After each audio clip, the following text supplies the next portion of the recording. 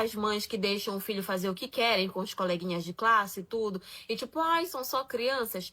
Eu queria entender o porquê que elas acham que a gente tem que aceitar o comportamento dos filhos delas sem fazer nada. Deixa eu contar pra vocês uma coisa que aconteceu. Eu tenho 2 filhos, né? Um que é o mais novo e outro que é o mais velho. O mais velho, ele tem 16 anos de idade. E o mais novo, ele tem 9 anos de idade. Ok.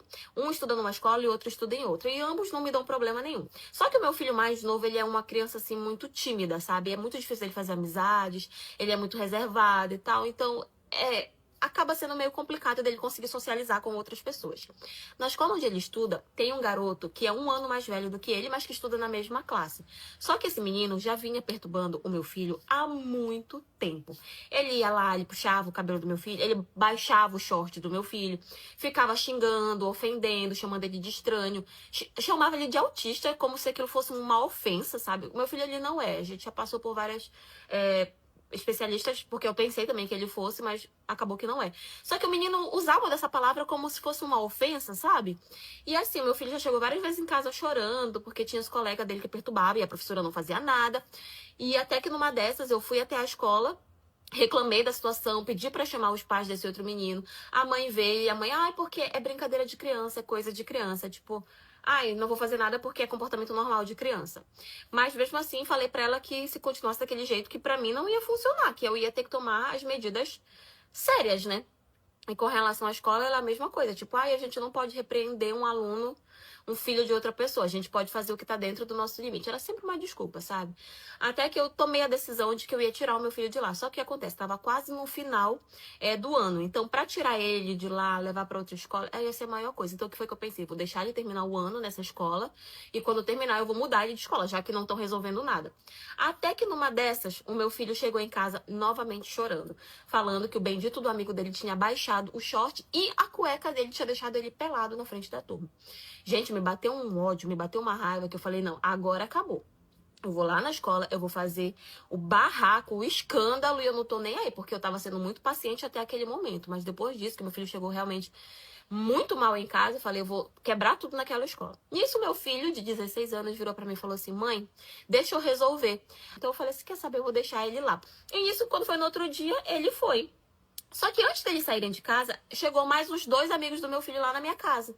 Parte 2. Quando eu viro a esquina, a ex-mulher do meu marido me ligando, pedindo pra eu pagar um Uber pra ela, que ele foi lá, largou ela e a menina lá no hospital e se mandou. Aí ela me disse assim, tu me espera aí na frente da minha casa que eu vou achar ele hoje pra ti, tu vai pegar tuas coisas. E gente, eu tava desesperada porque nunca tinha acontecido isso e o meu marido tava por aí ostentando com o meu carro, com o meu cartão. Por mais que a nossa conta fosse conjunta, tinha mais dinheiro meu do que dele porque eu tinha recém vendido a minha moto. E se não fosse a ex-mulher dele, eu acho que eu nem tinha recuperado meu carro porque eu tava com muito receio de ir na polícia, né? Aí, quando ela chegou na casa dela, ela só pediu pra eu ficar na porta dela olhando se a filha dela não ia acordar, porque tinham dado um calmante pra ela. E a minha sogra do outro lado da rua, na janela, espiando tudo, só que ela tava com as luzes tudo apagadas e ela achou que a gente não tava vendo ela, né? Gente, a ex-mulher do meu marido começou a gritar no meio da rua, chamar a velha de sem vergonha, mentirosa. E isso já passava das 2 horas da manhã, os vizinhos tudo saíram pra rua. Aí, por fim, a velha ficou tão apavorada que ela contou pra gente que o meu marido tava lá na casa do primo dele, que era aniversário da mulher dele. A minha vontade era me avançar na cara dele, só que a ex-mulher dele virou protagonista da situação. No fundo, eu acho que ela tava com pena de mim, porque fazia quase um ano, não tinha nem um ano ainda que eu tava com ele, e ele já tinha dominado toda a minha vida. Ela chegou lá na casa do primo dele, pegou a chave do meu carro, avançou na cara dele, e no outro dia eu larguei as coisas dele tudo na casa da mãe dele, e não quero nem saber.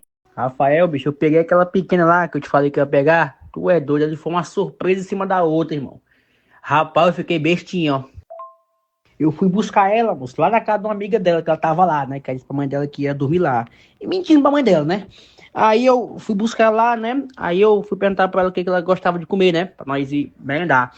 Mas parece que eu não sei se ela tava com vergonha, não sei. Eu perguntando, tu gosta disso aqui? Ela, isso aqui, ela, oxi.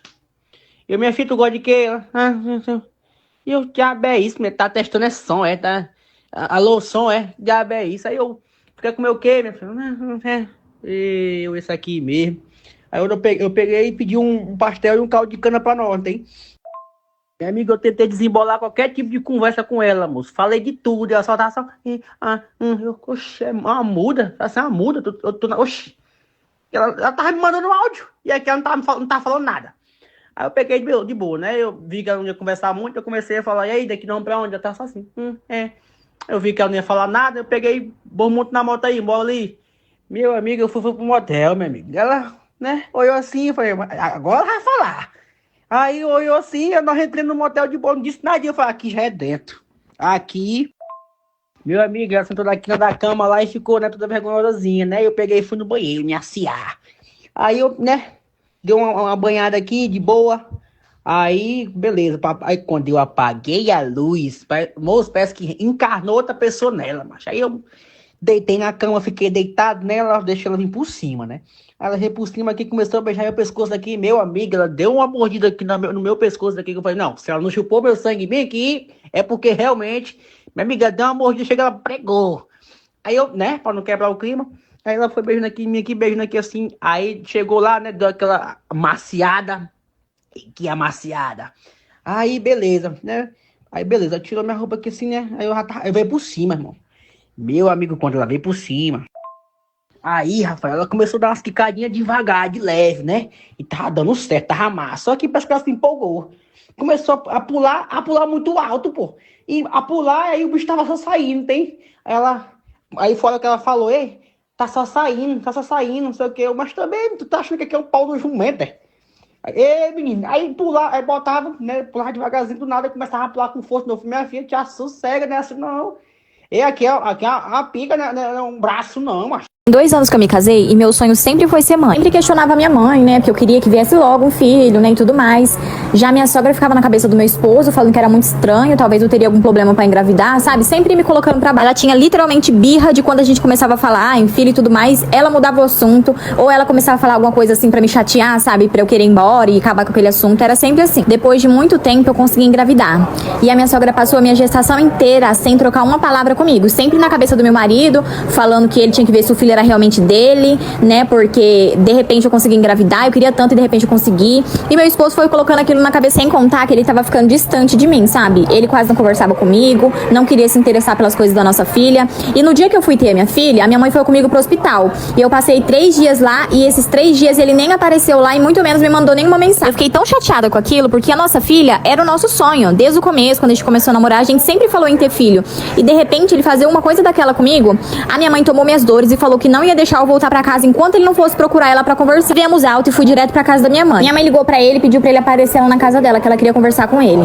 Aí ele chegou lá e tudo, como eu não tava conseguindo levantar direito, eu fiquei no quarto. Porém, eu ouvi tudo que ele falou pra ela. Ele falou que ele ia pedir o DNA da nossa filha, porque ele não tinha certeza se a filha era dele, porque ele nem sabe se ele pode ter filho, né? Que a mãe dele falou pra ele, que eles tinham que ver certinho e tudo mais. E ele nem foi lá no quarto me ver e muito menos ver a nossa filha. A mãe já falou um monte pra ele, falou que não ia deixar eu passar por uma situação daquela, que ele tava sendo muito infantil com essas atitudes, né? Que a minha filha era dele, que a minha filha inclusive era a cara dele, ele nem se importou em ver.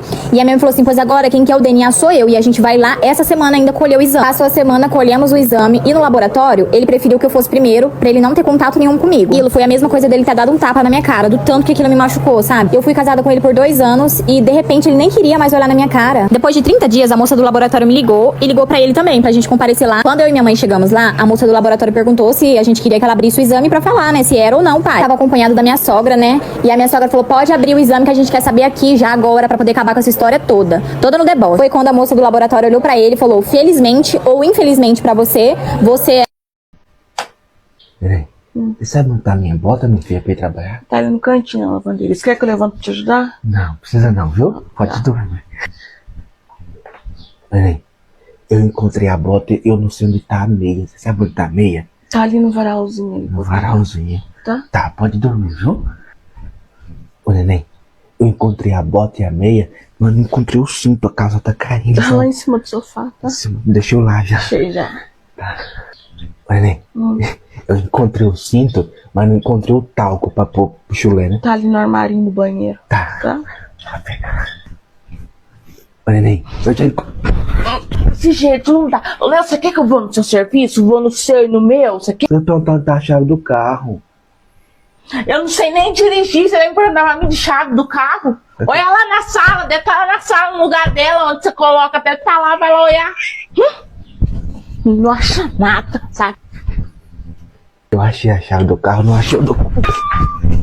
Parte 2. E a mulher continuou falando. Aí quando foi mais à noite, ela desmaiou. Aí nós trouxemos ela aqui pro hospital, porque achamos melhor, né? Não dá pra esperar você chegar lá. Ela chegou aqui ainda desmaiada. E a primeira coisa que os médicos fizeram foi um teste de gravidez. Quando ela falou isso, gente, eu já agarrei no menino. Ele tava sentado, meu perfil oficial é Fã Clube Culinário 10. Eu já agarrei no pescoço dele e a mãe dele gritou, pera lá, a sua filha tá grávida de 6 meses. E eles estavam juntos e daí ia fazer 3. E eu cega, né, ali na hora, não tava vendo que tava diante dos meus olhos. Comecei a gritar com ele, pior ainda. Tu engravidou ela antes de tu começar a namorar com ela, pior ainda. Comecei a descascar o menino ali mesmo. Aí a mulher veio, me pegou pelo braço e falou, olha, eu acho melhor você ir lá conversar com a sua filha, que ela vai poder te explicar essa situação aí bem melhor. E eu já fui preparada pra pegar minha filha também. Eu falei, de hoje esses dois não me escapam aqui dentro desse hospital. Quando eu entrei, né, no quarto pra poder falar com a minha filha tava chorando. Quando eu vi ela chorando daquele jeito, eu fiquei com pena. Aí eu falei, eu sabia, ele enganou ela, porque ele já tava pedindo pra namorar desde bem antes. Eu é que não tinha deixado. Então eu fui e falei pra ela, você pode me contar tudo que ele fez com você, pode me falar tudo aqui agora. Eu não vou brigar com você, eu já entendi que você foi enganada por ele, que ele te enganou, eu só quero saber, fala a verdade, o que ele fez com você. Conta tudo como é que foi, que daqui nós vamos se resolver agora. Aí nisso ela começou a falar, mãe, ele não fez nada. Eu falei, como é que não fez nada se tá buchuda? Aí foi nesse momento que ela me disse que ela engravidou e não sabia nem quem era o pai,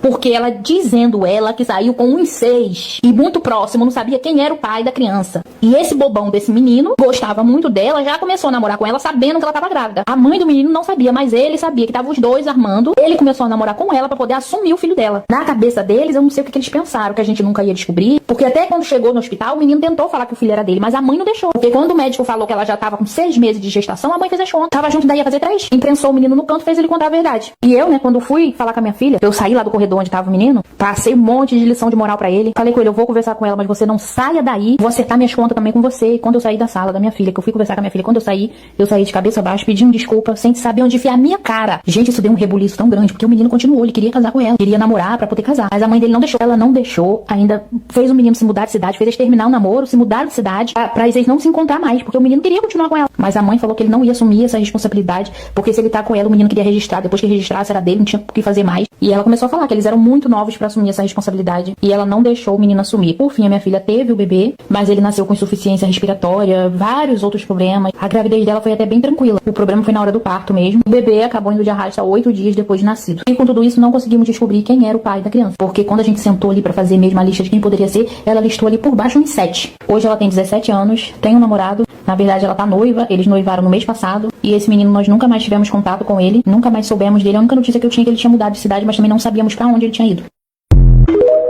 Todo dia de tarde, meu marido chega aqui em casa, já vai juntar com a minha sogra, com a minha vizinha, ali em frente de casa. Senta no meio-fio ali de frente de casa e fica descendo a ripa em mim. A rua toda aqui já me apelidou de carniça, porque o meu marido só vive falando mal de mim. Aí, minha gente, cheguei aqui dentro de casa, esse homem chegou de serviço, falou pra mim, tô indo tomar banho, vou sentar na rua com a mãe e com a vizinha. Fiquei calada e não falei nada. Quando eu saí ali fora pra espiar a rua, já tava sentada lá. A minha vizinha, minha sogra, caindo na gaitada. A vizinha olhou pra mim e falou com a minha sogra, não sei como é que teu filho aguenta essa carniça. Eu entrei pra dentro chateado, não revidei não, minha gente. Meu perfil oficial é Brenilight. Esperei esse cabra safado sair do banheiro. Quando ele saiu, ele arrumou todo, se perfumou e já sentou lá na rua com a vizinha, com a minha sogra. Quando eu vi aquela cena, só pensei comigo, é hoje que essa vizinha, que esse cabra safado me paga. E entrei pra dentro, minha gente, entrei debaixo do chuveiro, fui lavar esse cabelo que tava puro sebo e fui tomar meu banho. Me empiriquitei toda, lavei meu rosto, fiz uma esfoliação, saí do banheiro, me perfumei todo, troquei de roupa. Aí, minha gente, espiei ali fora, eles já tinham descido pro bar. Só saí na rua e gritei o marido da vizinha. Falei pra ele, ô moço, tu vai deixar assim mesmo? Ele falou pra mim, não vou não, vambora. Aí, minha gente, o vizinho saiu pra fora, dei a mão pra esse vizinho, descemos pro bar, todo pimposo, eu e ele. Quando meu marido viu aquela cena, mais a vizinha, eles vieram correndo, queria até descer o carinho em nós. A minha sogra, aquela água velha, quando viu, já começou a gritar que eu tava fazendo sacanagem com o filho dela, que eu era uma mulher que não valia nada e que eu tinha que estar cuidando dos meus filhos. Falei pra ela, meus filhos tão bem cuidados, já paguei alguém pra ficar com eles. Mas tu tá achando mesmo que eu vou aceitar? Tu tentando unir vizinho e meu marido, eu vou ficar pra trás? Tu tá muito enganado. Agora tá a vizinha e meu marido chorando, o leite derramado, e a minha sogra tá espalhando pra todo mundo que eu fiz sacanagem com meu marido, que eu botei ele pra fora de casa e que a errada da história sou eu.